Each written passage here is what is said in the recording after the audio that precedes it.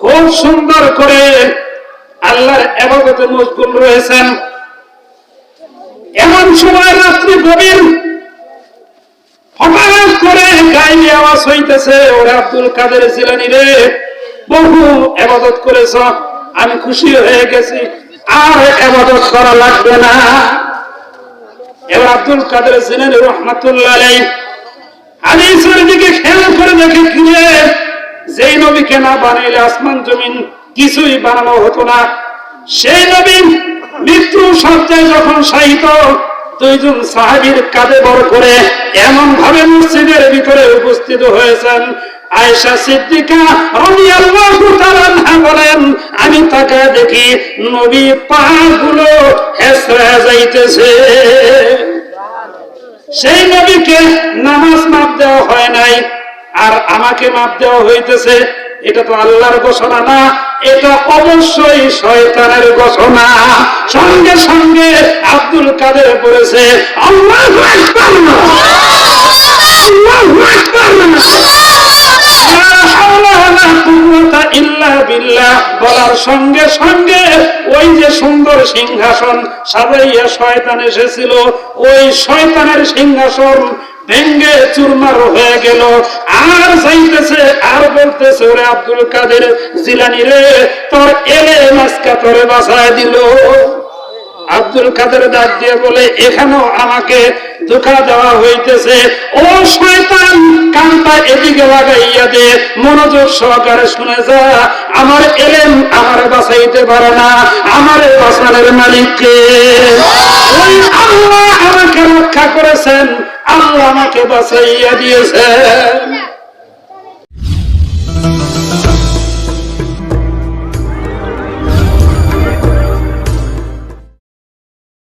আউযু বিল্লাহি মিনাশ শাইতানির রাজীম।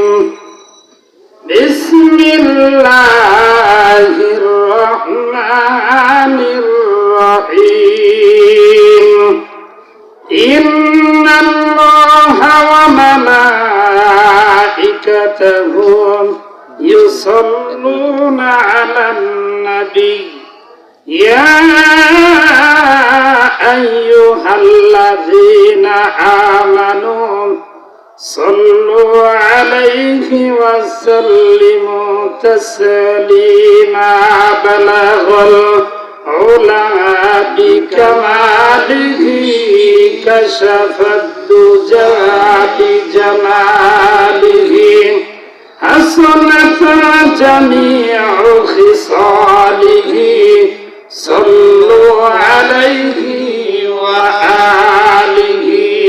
মোদের নবী সবার সেরা, নূরুন আলা নূর, নূরে তার হাসলো ধরা, আদার হলো দূর, কমল হাসির মিষ্টি অতি, মধুর স্বভাব তার, সেই নবী তার স্বজন পরে দরুদ হাজার বার।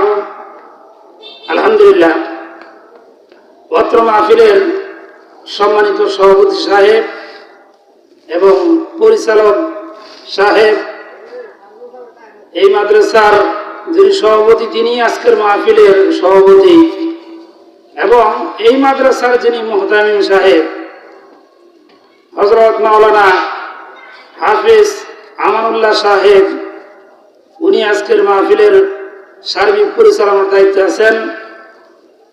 ওনাকে সহ দিগার ওলামা একরামগণ, আমার সামনে উপস্থিত শ্রদ্ধেয় মুরব্বিয়ান একরাম, সমবয়সের যুবক ভাই বন্ধুগণ, স্নেহের কচি কাঁচা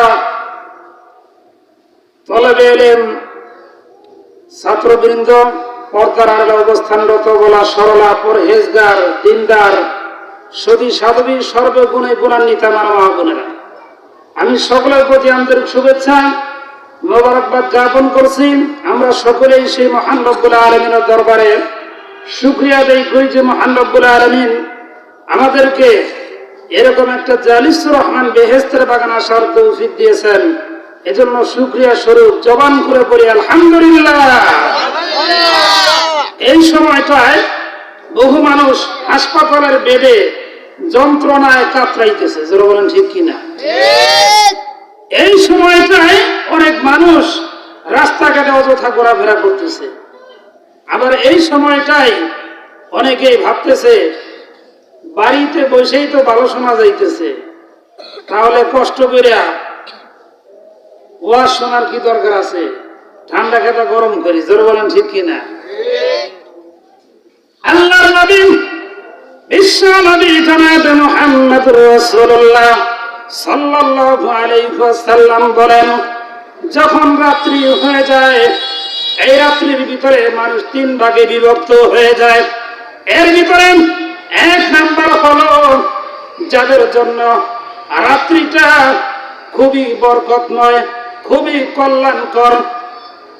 আরেক শ্রেণীর ব্যক্তি যাদের জন্য এই রাত্রিটা খুবই অকল্যাণ, খুবই ভয়ঙ্কর হবে, কঠিন শাস্তির কারণ হবে।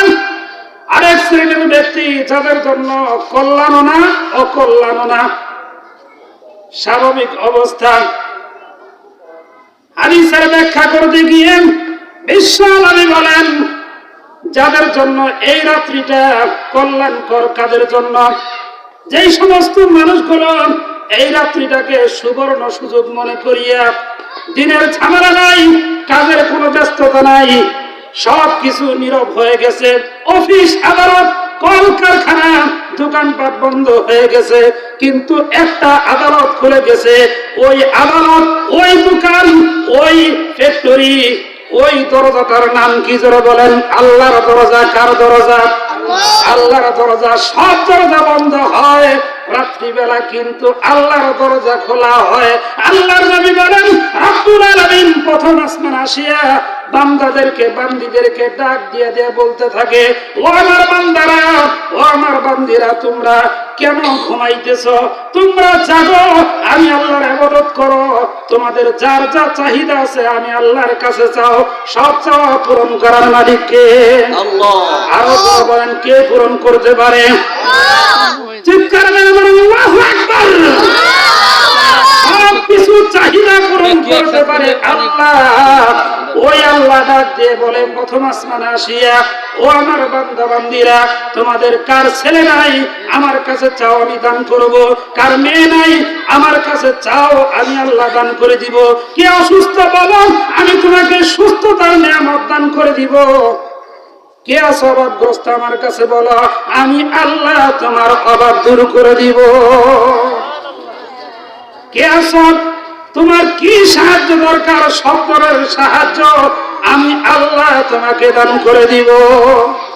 কোরআনে কারিমে রব্বুল আলামিন বলেন, আম্মান ইউজিবুল মুদতাররা ইযা দাআহু ওয়া ইয়াকশিফুস সূ। ও দুনিয়ার মানুষেরা, বিপদে পড়লে, মুসিবতে পড়লে, সাহায্যের দরকার পড়লে কে আছে আমি আল্লাহকে ছাড়া তোমাকে সাহায্য করতে পারে? কে আছে আমি আল্লাহকে ছাড়া তোমার ডাক শুনতে পারে? তুমি যখন বিপদে পড়ো, মুসিবতে পড়ো, আর কারোর উপর ভরসা না করিয়া আমি আল্লাহর উপর ভরসা করো, আমি আল্লাহই তোমার জন্য যথেষ্ট হয়ে যাব। وَمَن يَتَوَكَّلْ عَلَى اللَّهِ فَهُوَ حَسْبُهُ। যে সমস্ত মানুষগুলো আমি আল্লাহর প্রতি ভরসা করে, আমি আল্লাহই তার জন্য যথেষ্ট হয়ে যায়। এজন্য আল্লাহর কাছে চাইতে হবে, আল্লাহর উপর ভরসা করতে হবে। বর্তমান যে মাস চলতেছে, এই মাসের ভিতর আল্লাহর নবী বলেছেন যে তোমরা আল্লাহর কাছে চাও। কি চাবে? আল্লাহর নবী নিজেই শিখিয়ে দিয়েছেন, জোরে কন্যার হাওয়া। আল্লাহর নবী বলেন, যখন রজব মাস তোমাদের সামনে আসবে, তখন তোমরা আমি আল্লাহর কাছে দোয়া করবে। কি দোয়া করবে? নবী নিজেও পড়েছেন, সাহাবায়ে কেরামদেরকেও বলেছেন যে তোমরা পড়ো, আল্লাহুম্মা বারিক লানা ফি রজব ওয়া শাবান ওয়া বাল্লিগুনা রমাদান। ও আল্লাহ, রজব এবং শাবানের ভিতরে বরকত দান করে দাও। তার মানে আমার হায়াতকে বাড়ায় দাও এবং রমজান পর্যন্ত আমাকে পৌঁছায় দাও। কোন আমিন। আমার রজব শাবান মাস হলো রমজানের আগমন বার্তা নিয়ে আসছে। রমজান যে আসতেছে অর্থাৎ আমলের সিজনের মাস আসতেছে। এমন আমলের সিজন, ব্যবসায়ীরা ব্যবসা করে, তাদের সিজন থাকে। শীতের সময় শীতের কাপড় বেশি বেচা কিনা হয়, আওয়াজ দিয়ে বলেন ঠিক কিনা। গরমের সময় গরমের সিজন, পাতলা কাপড় বেচা কিনা হয়। ঈদের সময় নতুন কাপড় বেচা কিনা হয়। এরকম একটা সিজন থাকে। আল্লাহর নবী বলেন মুসলমানদের জন্য, ইমানদারদের জন্য আমলের সিজন হলো রমজান মাস। তার মানে হলো রমজানের ভিতরে 70 একটা আমল করবে রমজানের বাহিরে, আর রমজানের ভিতরে আমল করবে। পার্থক্য হবে রমজানের বাহিরে 70টা আমল করলে যে সওয়াব হবে, রমজানে একটা আমল করলে, 1 ওয়াক্ত নামাজ পড়লে 70 ওয়াক্তের সমান সওয়াব আল্লাহ দান করে দিবে। এজন্য এই মাসেরও ফজিলত আছে। বলে কি জন্য? এই মাসের ভিতরে বরকতপূর্ণ একটা রাত্রি আল্লাহ দান করেছেন, যে রাত্রিকে বলা হয় মেরাজের রজনী। বলা হয় এই জন্য বললাম, প্রচলন আছে যে রজব মাসের 27 তারিখে বিশ্ব নবীর মেরাজ হয়েছে। কিন্তু মুফাসসিরগণ বলেন যেহেতু আগের যুগে তারিখ লেখা রাখার ব্যবস্থা ছিল না, এখন যেমন জন্ম নিবন্ধন হয়, বাচ্চা হলেই টিকার কার্ড তৈরি হয়, তারিখ লেখা হয়, বলেন ঠিক কিনা। কিন্তু আগের যুগে এরকম লেখা হতো না, যার কারণে মেরাজ কেউ কেউ বলেছেন রবিউল আউয়ালের 17 তারিখে, আবার বলেছেন রবিউল আউয়ালের 27 তারিখে। বহু মুফাসসিরগণ বলেছেন রজব মাসের 27 তারিখে। এজন্য প্রচলন হয়ে এসেছে রজব মাসের 27 তারিখেই আল্লাহর নবীকে আল্লাহ দাওয়াত করে মেরাজ করেছেন। কোন মারহাবা। রজব মাসের 27 তারিখে এই মেরাজ শুধুমাত্র হাদিসের ভিতরে আছে তাই না, কোরআনের ভিতরে আছে। কয় তারিখে এইটা যদি মতানক্য থাকে, কিন্তু মেরাজ যে হয়েছে এর ভিতরে কোনো মতানক্য নাই। কোরআনে কারীমের 15 পারা 17 নম্বর সূরা বনী ইসরাঈল খুলে দেখবেন, শুরুতেই আল্লাহ ঘোষণা দিয়েছেন সুবহানাল্লাযী আসরা বিআবদিহি লাইলাম মিনাল মাসজিদিল হারামি ইলাল মাসজিদিল আকসা আল্লাযী বারাকনা হাওলাহু লিনুরিয়াহু মিন আয়াতিনা ইন্নাহু হুয়াস সামিউল বাসীর।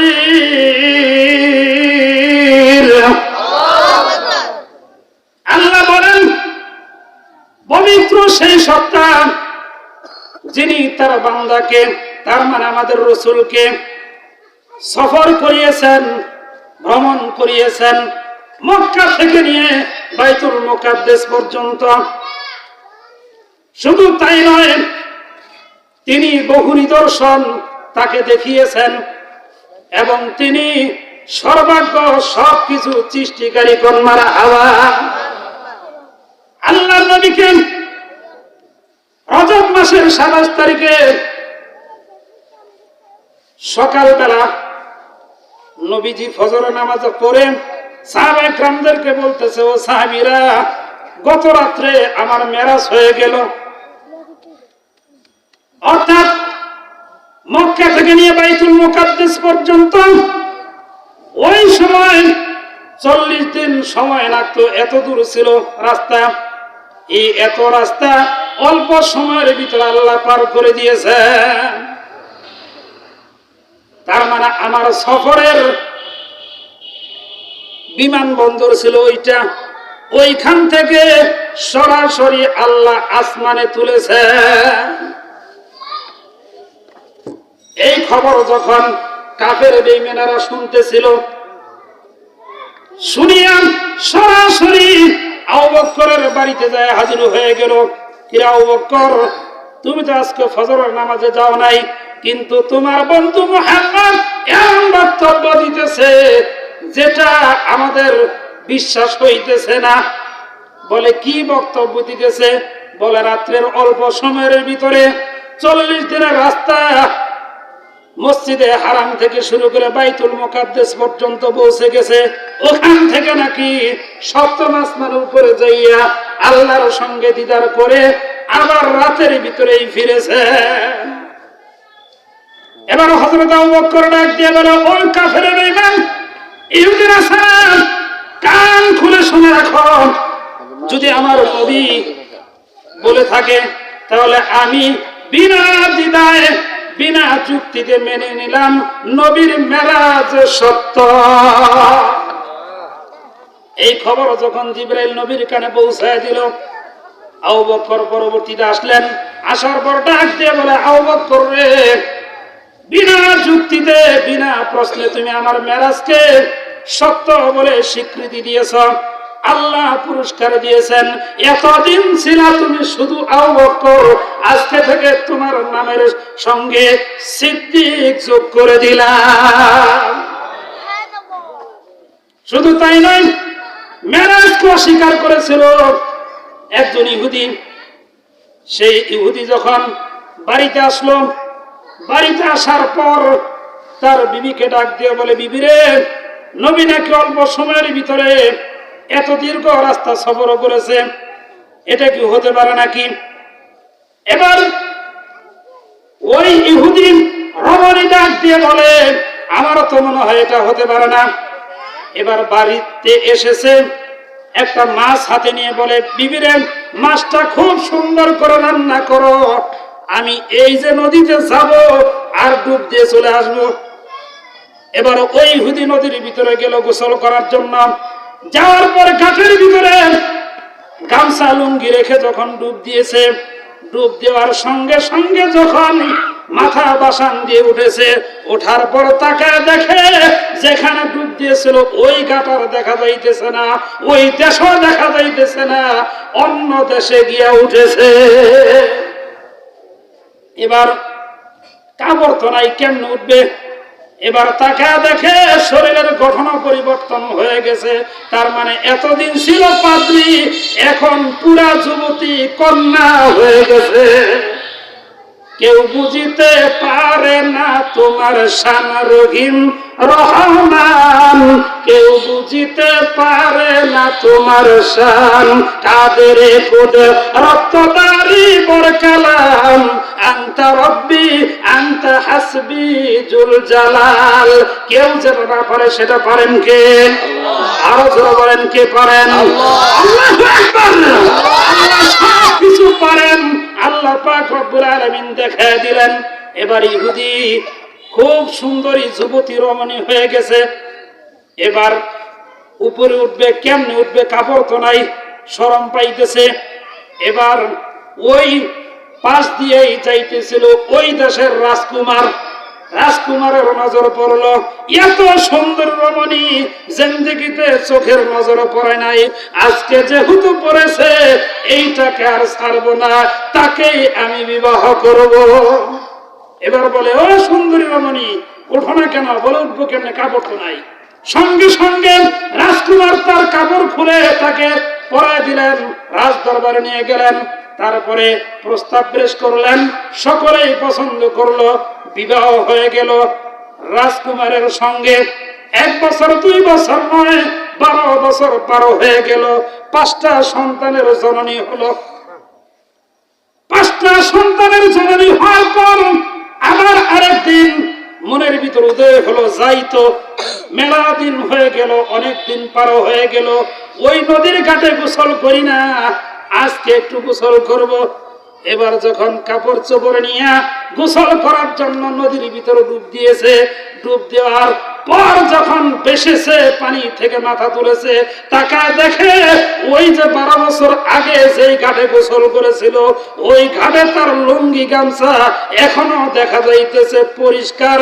শুধু তাই নয়, ওই রমণী কন্যার গঠন পরিবর্তন হইয়া আগের মতো বয়স্ক পাত্রীতে পরিণত হয়ে গেছে।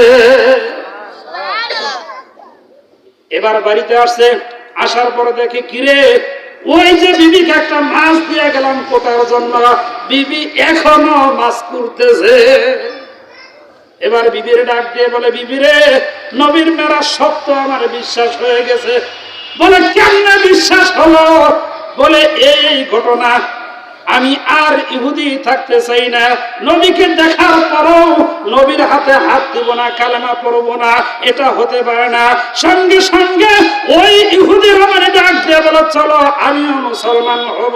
ওই ইহুদি আর ইহুদির রমণী সহ তার এই দিকেও সন্তান ছিল 5টা, এই 5টা সন্তান সহ একত্রে নবীর দরবারে যায় আর তারা পড়ে নিল লা ইলাহা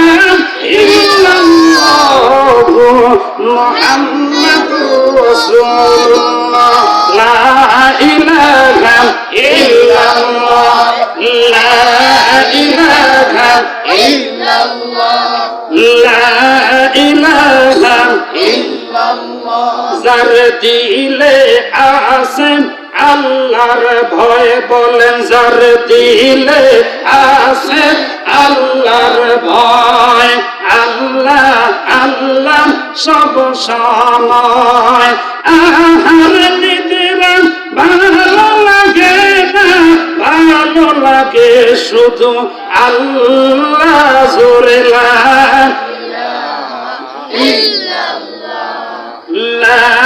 ইলাহা ইল্লাল্লাহ। চাঁদ শুরু যারা গ্রহ তারা আমার আল্লাহ নামের পাগল পারা, আমার আল্লাহ নাম যে এতই মধু লুকিয়ে রাখছেন আল্লাহ জোরে লা ইল্লাল্লাহ, লা ইলাহা ইল্লাল্লাহ, লা ইলাহা ইল্লাল্লাহ। আসমান সুন্দর জমিন সুন্দর, বলেন আসমান সুন্দর জমিন সুন্দর, আরো সুন্দর গাছপালা তাহার চাইতেও অধিক সুন্দর আমাদের নবীজি কামলিওয়ালা জোরে লা ইলাহা ইল্লাল্লাহ, লা ইলাহা ইল্লাল্লাহ। আসমানের মালিক যে আল্লাহ, জমিনের মালিক সে আল্লাহ, আমার হায়াতের মালিক যে আল্লাহ, মৌতের মালিক সে আল্লাহ জোরে লা ইলাহা ইল্লাল্লাহ, লা ইলাহা ইল্লাল্লাহ মুহাম্মাদুর রাসূলুল্লাহ সাল্লাল্লাহু আলাইহি ওয়াসাল্লাম। অনেকে মনে মনে ভাবতেছে হুজুর তো ওয়াজ করতেছে, কিন্তু লোকজন তো মনে একটাও নাই। এখন আমরা যে কজন আছি বদরের সৈনিকের মতন, আমরা যদি ঝংকার দেই তাহলে শয়তান দূরে যাব, যাদের আসার ইচ্ছা আছে তারা এখানে আসবে, আর আসলে আমরাও সব পাবো। কোন সুবহানাল্লাহ। এজন্য আপনারা ঘুমাইতে শুনে যাবো তো আসুন, আওয়াজ হবে তো ইনশাআল্লাহ। লিল্লাহি তাকবীর, আল্লাহু আকবার, লিল্লাহি তাকবীর, আল কোরআনের আলম, আল হাদিসের আলম, কোরআন হাদিস যেখানে, গান বাজনা যেখানে,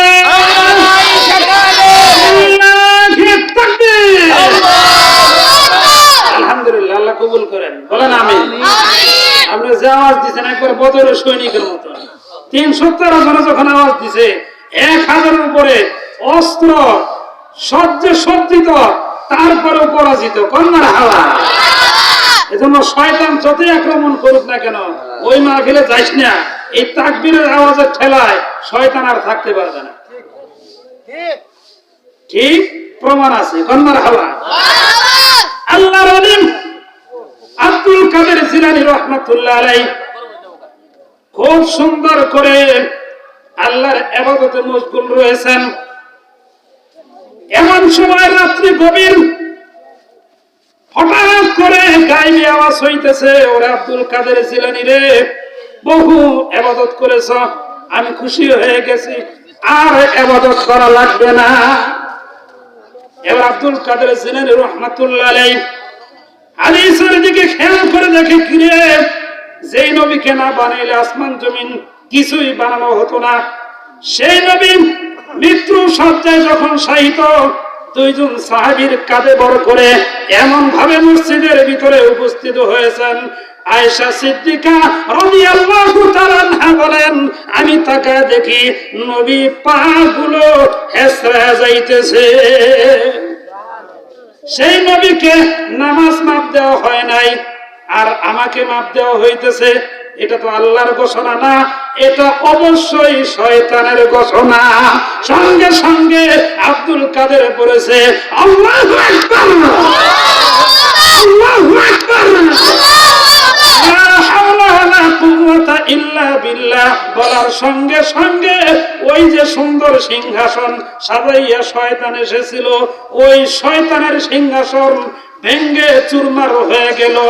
আর যাইতেছে আর বলতেছে, ওরে আব্দুল কাদের জিলানী রে, তোর এলেম আজকে তোরে বাঁচায় দিল।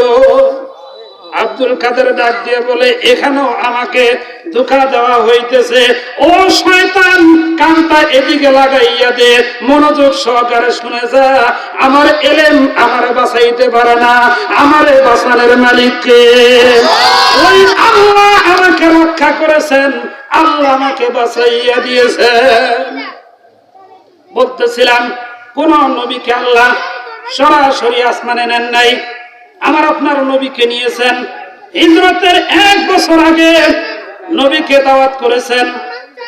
নবীজি বলেন, জিবরাইল আলাইহিস সালাম আর মিকাইল আলাইহিস সালাম দুইজন ফেরেশতা আসিয়া, আমি উম্মে হানির ঘরে ঘুমন্ত অবস্থায় ছিলাম, আমাকে ডাক দেওয়া হলো। তারপরে কাবা ঘরের নিকটে অর্থাৎ জমজম কূপের কাছে নিয়ে যাওয়া হলো। ওখান থেকে জমজমের পানি নিয়ে হাতিমের ভিতরে আমাকে শোয়ানো হলো। এরপরে আমার বক্ষ বিদারণ করা হলো। তার মানে বর্তমান বাংলাতে আমরা যেটা বলি সার্জারি করা হয়, তার মানে হলো আমার সিনাকে চাক করে আমার ভিতর থেকে কলবটা বের করা হলো।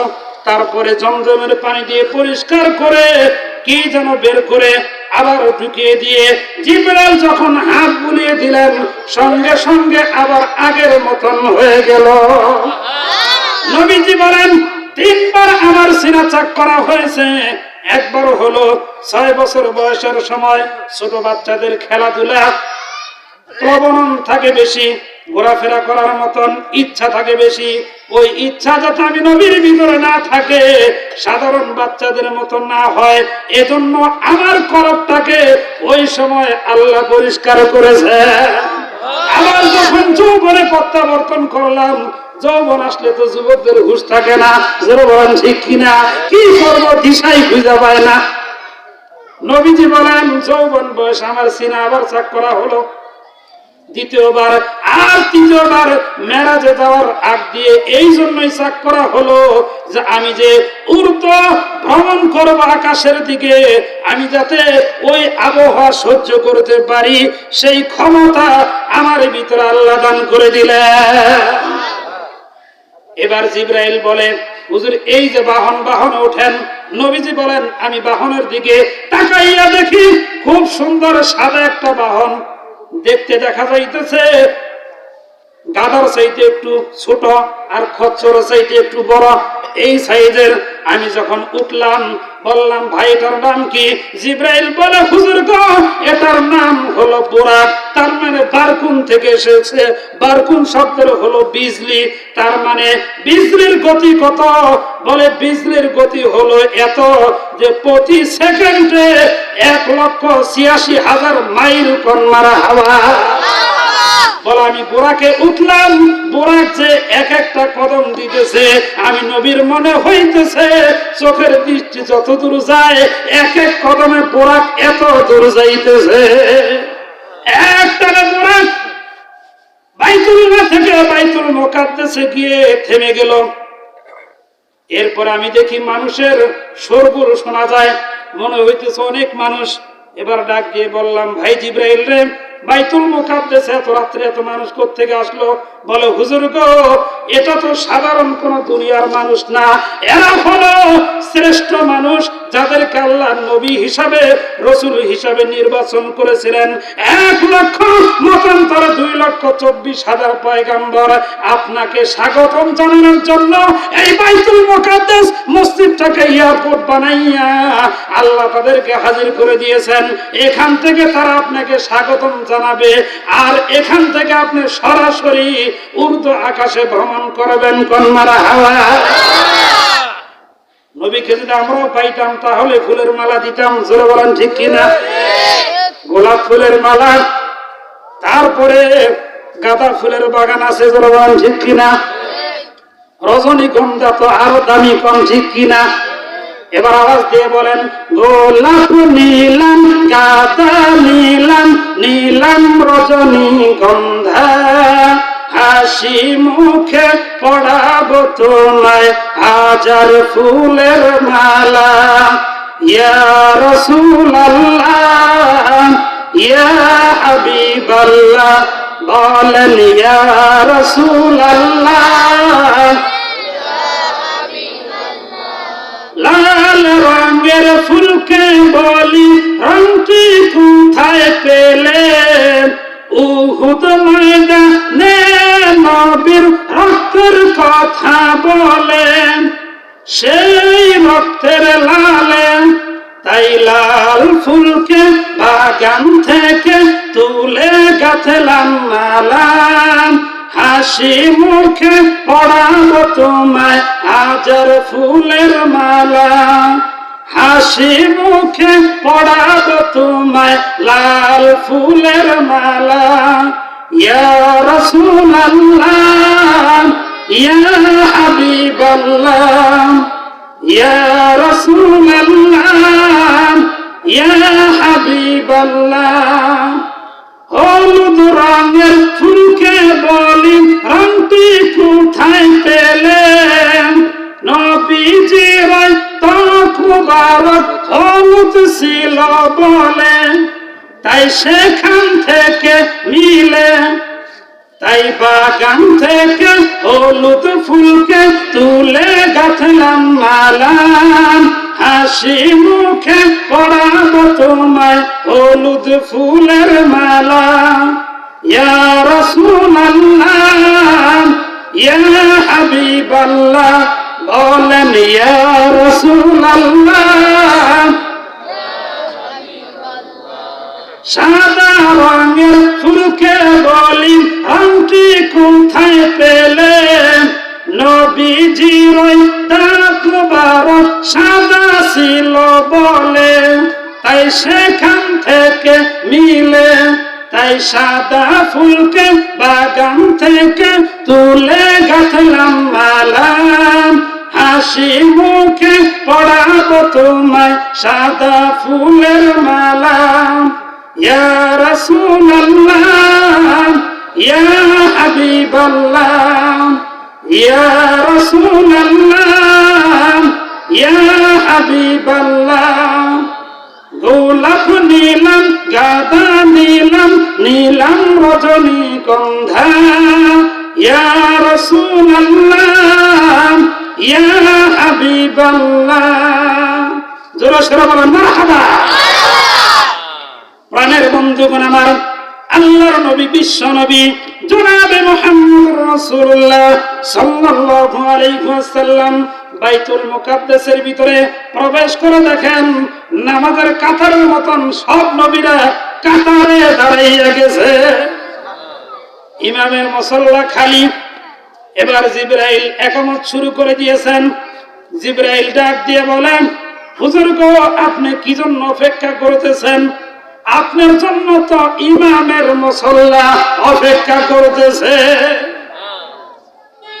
নবীজিকে টান দিয়ে সামনে দিলেন। বিশ্ব নবী ইমামতি শুরু করে দিলেন। 2 রাকাত নামাজ পড়লেন, শুকরানার নামাজ, শুকরিয়ার নামাজ পড়ে বিশ্ব নবী সব নবীদের নিয়ে দোয়া করলেন। এরপরে ওখান থেকে সরাসরি বুরাকে চড়ে প্রথম আসমানের দিকে রওনা হয়ে গেলেন। প্রাণের বন্ধুগণ আমার, প্রথম আসমানে যাইয়া জিবরাইল আলাইহিস সালাম টুকা দিতেছে, বলে প্রথম আসমান তো এই যে কাছেই দেখা যায়, কাছে না। প্রথম আসমান এত দূর রাস্তা। বলা হয়েছে ওই যে মিটমিটি তারকা জ্বলে মরিচ বাতির মতো। জোরে বলেন ঠিক কিনা? এটা তো সাধারণ কোন মরিচ বাতি নয়, এটা হলো তারকা। এক একটা তারকা এই পৃথিবীর চাইতে 13 লক্ষ গুণ বড়। তাহলে চিন্তা করেন কত দূরে আছে আর জায়গাটা কত বড়।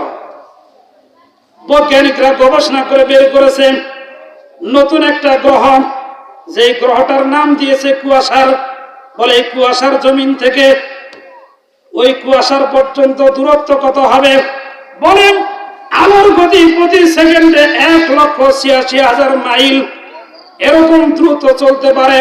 এরকম বাহন যদি কোনোদিন তৈরি হয়ে যায়, ওই বাহন দিয়ে যদি জমিন থেকে কুয়াশার গ্রহ পর্যন্ত যাইয়া পৌঁছতে চায়, তাহলে তার সময় লাগবে 1000 লক্ষ কোটি বছর। তাহলে চিন্তা করুন কত জায়গা রয়েছে। আল্লাহর নবী বলেন এই প্রথম আসমানের জায়গায় যদি এত হয়, বলে গ্রহটা কি আসমানের উপরে, তারাটা কি আসমানের উপরে, এই সূর্য, এই চন্দ্র, এগুলো কি প্রথম আসমানের নিচেই কিনা তা বুঝবো কেমনে? প্রমাণ দিয়েছে কোরআন। কি প্রমাণ দিয়েছে? সব সমস্যার সমাধান দিতে পারে প্রাণের বন্ধুগণ আমার। কোরআনে কারীমের সূরা সাফফাতের 6 নম্বর আয়াত খুলে দেখবেন। আয়াতের ভিতরে রব্বুল আলামিন ডাক দিয়ে বলেন, ইন্না যায়্যানাস সামাআত দুনিয়া বিজিনাতিল কাওয়াকিব। ও দুনিয়ার মানুষেরা, অবশ্যই এই তারকাগুলো, গ্রহ নক্ষত্রগুলো সবকিছু আমি আল্লাহ সৃষ্টি করে প্রথম আসমানকে সুসজ্জিত করেছি। বলে প্রথম আসমান থেকে দ্বিতীয় আসমানের দূরত্ব ডাবল দূরত্ব, তৃতীয় আসমানে আরো ডাবল। এইভাবে করে চতুর্থ, পঞ্চম, ষষ্ঠ, সপ্তম আসমানে আরো ডাবল জায়গা রয়েছে। বৈজ্ঞানিকরা এগুলো বের করার আগে মানুষ বলতো কিরে, নবীজি বলেছেন নিম্ন মানের জান্নাত যাকে দেওয়া হবে, ওই নিম্ন শ্রেণীর জান্নাতীকেও এরকম 10টা দুনিয়া একত্রিত করলে যত বড় হবে, এত বড় জান্নাত দেওয়া হবে। নবীজি বলেন আমি মেরাজে যাইয়া আল্লাহর যে বিশাল সৃষ্টি দেখলাম, তাতে মনে হলো 10 দুনিয়া কেন, এক একজন জান্নাতীকে 10,000 দুনিয়া দিলেও আল্লাহর জায়গা ফুরাবে না। কোন মারহাবা। সেই জান্নাত সবাই পাইতে চাইতো। কারা কারা জান্নাত পাইতে চাই? 2 হাত তুলে আল্লাহকে দেখাই। লিল্লাহি তাকবীর। আল্লাহ সবাইকে জান্নাত হিসেবে কবুল করুন। চিৎকার করে বলেন আমিন। আরো জোরে বলেন আমিন। প্রাণের বন্ধুগণ আমার, বিশ্ব নবী একটানে প্রথম আসমানে চলে গেলেন বোরাক নিয়ে। প্রথম আসমানে যাওয়ার পর প্রথম আসমানের দরজার ভিতরে যখন পড়া নাড়লেন, সঙ্গে সঙ্গে ডাক দিয়ে বলতেছে, কে গো তুমি? পড়া নাড়ো। এবার বলতেছে আমি হলাম জিবরাইল, সঙ্গে আছে মিকাইল, আর আছে বিশ্ব নবী, যাকে সৃষ্টি না করলে আসমান জমিন কিছুই সৃষ্টি হতো না। দরজা খুলে দেওয়া হলো। ঢুকেই দেখেন সিংহাসনে স্বাগতম জানানোর জন্য একজন নবী বসা আছে। সেই নবী সাধারণ কোন নবী নয়, আমার আপনার আদি পিতা হযরতে আদম আলাইহিস সালাম। আল্লাহ আল্লাহ ডাক দিয়ে বলেছিলেন আল্লাহকে, ও আল্লাহ, আদম নামে সর্বপ্রথম আমায় তুমি বানাইয়া তোমার সঙ্গে কাহার নাম গো লিখিয়া রাখিলা। আকাশ থেকে জবাব আসলো, বন্ধু আমার মুহাম্মদ রে, আমার সাথে জড়িত যাহার সৃষ্টি না হইলে আসমান জমিন না হইত। হযরত আদম আলাইহিস সালাম তখন ওই সময় বলেছিলেন, আল্লাহ স্মরণ দিবে আমি কাঁদতেছি, আর আমার বিবি হাওয়া জেদ্দাতে কাঁদতেছে। আদম কান্দে স্মরণ দিবে, হাওয়া বিবি কান্দে জেদ্দাতে। ওই যে 307 বছর কাঁদলেন তারা একটি ভুলের কারণে। লা ইলাহা ইল্লাল্লাহ, লা ইলাহা লা ইলাহা ইল্লাল্লাহু মুহাম্মাদুর রাসূলুল্লাহ সাল্লাল্লাহু আলাইহি ওয়াসাল্লাম। হযরত আদম আলাইহিস সালাতু ওয়াস সালাম যখন বললেন, আল্লাহ এই নামের যেহেতু এত মহব্বত তোমার, তাহলে এই নামের উসিলায় মাফ করে দাও। হযরত আদম বলেন, মাফ চাইতে দেরি হয়েছে, আল্লাহ মাফ করতে দেরি করে না। আদম আলাইহিস সালামের সঙ্গে সাক্ষাৎ হলো। আদম আলাইহিস সালাম দোয়া করলেন, যাও বাবা যাও, তোমাকে আমি আশীর্বাদ করে দিলাম, দোয়া করে দিলাম, সব রহমত বরকত গুলো আল্লাহ তোমাকেই দান করে। নবীজি আদম আলাইহিস সালামের দোয়া নিয়ে সামনে অগ্রসর হয়ে গেলেন। এবার দ্বিতীয় আসমানের যখন পৌঁছে গেলেন, দ্বিতীয় আসমানে আল্লাহ 2 জন নবীকে চেয়ারে বসায় রাখছেন। এবার তাকায় দেখে একটা নবীর নাম হলো হযরত ঈসা আলাইহিস সালাম, আর একটা নবীর নাম হলো হযরত ইয়াহইয়া আলাইহিস সালাতু ওয়াস সালাম। দ্বিতীয় আসমানে নবীজি এই 2 জন নবীর সঙ্গে সাক্ষাৎ করলেন। তারপরে তৃতীয় আসমানের দিকে রওনা হয়ে গেলেন। তৃতীয় আসমানে পৌঁছানোর পরেই তাকায় দেখে চেয়ারের ভিতরে, কুরসির ভিতরে বসে আছে আল্লাহর একজন পয়গম্বর। যেই পয়গম্বরটাকে আল্লাহ এত সৌন্দর্য দিয়েছিলেন, যেই সৌন্দর্য তাম পৃথিবীর সমস্ত মানুষের সৌন্দর্য একত্রিত করলেও ওই সৌন্দর্যের সমান হবে না। বলে সেই নবীর নাম কি? হযরত ইউসুফ আলাইহিস সালাতু ওয়াস সালাম। হযরত ইউসুফ আলাইহিস সালাতু ওয়াস সালামের চেহারা এত সুন্দর ছিল, যে চেহারা দেখিয়া মিশরের সুন্দর রমণীরা পর্যন্ত হাতের আঙ্গুল কেটে ফেলেছিল। এবার সরাসরি তৃতীয় আসমান থেকে ইউসুফ আলাইহিস সালামের সঙ্গে আমার আপনার নবী সাক্ষাৎ করে চতুর্থ আসমানের দিকে রওনা হয়ে গেলেন। চতুর্থ আসমানে যাওয়ার পরেও নবীজি তাকে দেখেন আরেকজন নবী সিংহাসনে বসা, যে নবীর নাম হলো হযরত ইদ্রিস আলাইহিস সালাম। তার সঙ্গে কথা বললেন, দেখা সাক্ষাৎ করে এবার পঞ্চম আসমানের দিকে রওনা দিলেন। পঞ্চম আসমানে যাওয়ার পরে তাকায় দেখে ওইখানেও একজন পয়গম্বর সিংহাসনে বসা, তার সঙ্গে পরিচয় হলো, তার নাম হলো হযরত হারুন আলাইহিস সালাম। এইভাবে করে হারুন আলাইহিস সালামের সঙ্গে কথা বলে যখন ষষ্ঠ আসমানে পৌঁছে গেলেন, ষষ্ঠ আসমানে যাওয়ার পর দরজা খুইলাই এবার তাকায় দেখে আরেকজন পয়গম্বর সিংহাসনে বসা, যেই পয়গম্বর সাধারণ কোন পয়গম্বর নয়, সরাসরি আল্লাহর সাথে কথা বলনেওয়ালা, সেই নবীর নাম হলো হযরত মুসা আলাইহিস সালাম। মুসা আলাইহিস সালাম যেমন কথা বলেছেন, যেটা অন্য কোন নবী বলতে সাহস পায় নাই। কন্যার খাওয়া একদিন বলতেছে, আল্লাহ আমার মনে বড় আশা। বলে কি আশা? বলে আমার মনে আশা হলো যে আমি মুসা যদি কোনদিন আল্লাহ হই আর তুমি যদি মুসা হও, তাহলে তুমি আমার কাছে কি চাইবা? এবার আল্লাহ বলে এটাই কি সম্ভব? বলে সম্ভব না আমিও জানি, কিন্তু আমার মনের আশায় বা তুমি উত্তর দাও। আল্লাহ বলতেছে, মুসা রে তাহলে তুমি শুনে নাও, তুমি মুসা যদি কোনদিন আল্লাহ হও আর আমি আল্লাহ যদি মুসা হয়ে যাই, তাহলে আমি চাবো তোমার কাছে দুইটা জিনিস। এক নাম্বার হলো সুস্থতা, আর দুই নাম্বার হলো হায়াতুত তাইয়্যিবা, তার মানে নেক হায়াত কোন মারহাবা। এবার পয়গম্বর মুসা আলাইহিস সালাতু ওয়াস সালাম হাত তুলে বলে, আল্লাহ তোমার কাছে কি চাবো এটাই তো বুঝতেছিলাম না, এখন যেহেতু বুঝতে পেরেছি তাই তোমার কাছে চাই, তুমি আমাকে ওই দুইটা জিনিসই দাও, সুস্থতা আর নেক হায়াত আমাকে দান করে দাও। আল্লাহ বলে, মুসা রে তুমি চালাকি করে আমার কাছে দুইটা জিনিস চাইনি না, কোন সুবহানাল্লাহ। আমরা এই দুইটা জিনিস চাই কি চাই না? কারা কারা চাইনি হাত তুলে আল্লাহকে দেখাই, লিল্লাহি তাকবীর। আল্লাহ আমাদেরকে দান করেন, যারা বলেন আমিন।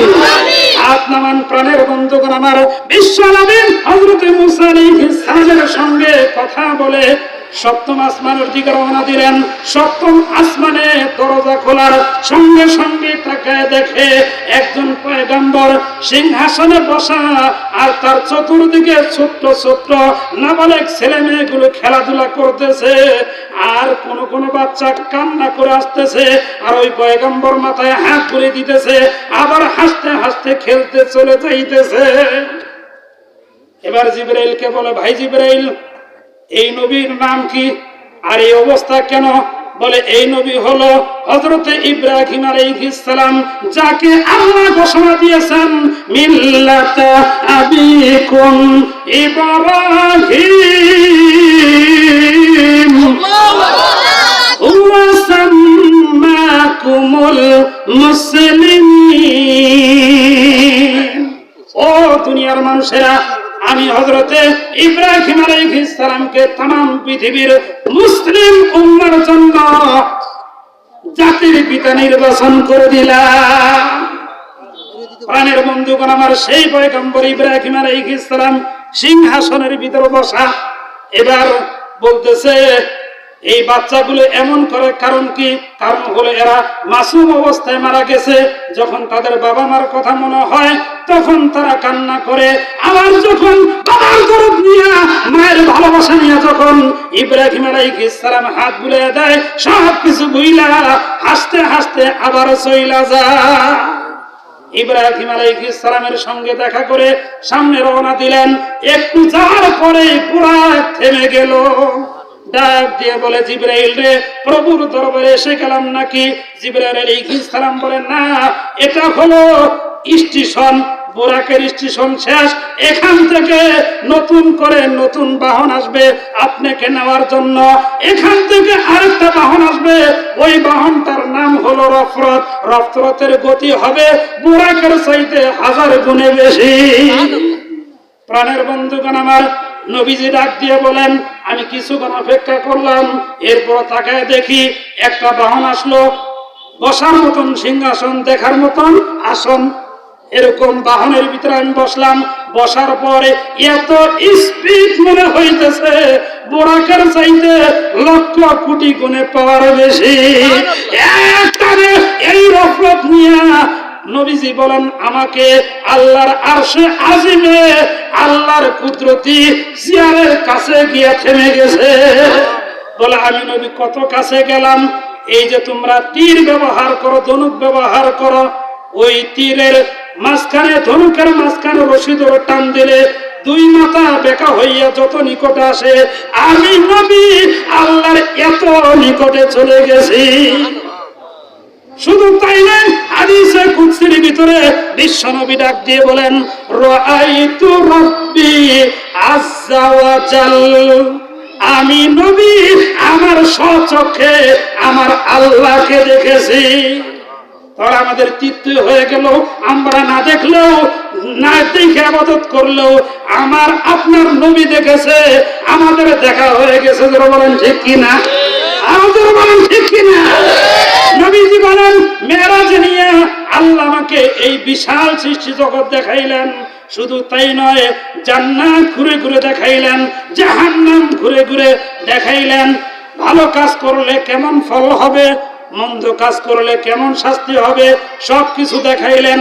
দেখানোর পরে যখন আমি বিদায় হব তার আগে আল্লাহ ডাক দিয়ে বলে, ও নবী গো, তুমি যে আসলা আমার জন্য কি নিয়ে আসলা? এবার নবী ডাক দিয়ে বলে, আত্তাহিয়াতু লিল্লাহি ওয়াস সালাতু ওয়াত তাইয়্যিবাত, আমার জীবনে যত নেক আমল করেছি সবগুলো তুমি আল্লাহরে হাদিয়া দান করে দিলা। আল্লাহ এবার খুশি হইয়া বলে, আসসালামু আলাইকা আইয়ুহান নাবিয়্যু ওয়া রাহমাতুল্লাহি ওয়া বারাকাতুহু। ও নবী, আমি খুশি হইয়া আমি আল্লাহর দেওয়া রহমত বরকত সব কিছু তোমারে দান করে দিলাম।